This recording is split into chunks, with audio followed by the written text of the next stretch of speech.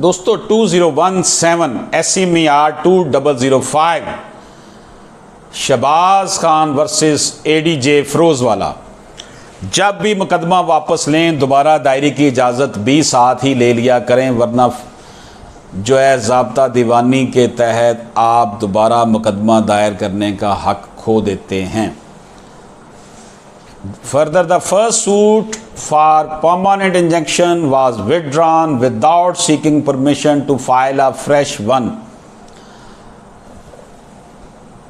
Permanent injection का एक case था, उसको दोबारा दायर करने की इजाज़त लिए बगैर विड्रॉ कर लिया गया। Thus both the provisions, that is Order 2 Rule 2 CPC और Order 23 Rule 1-3 जो है CPC were fully attracted to the case of the petitioner as rightly held by the two courts below. Petition for leave to appeal was dismissed accordingly. तो मुकदमा अगर आपने permission लिए बगैर withdraw कर लिया है तो फिर आप दोबारा दायर नहीं कर सकते। इजाज़त दीजिए। अल्लाह हाफिज़।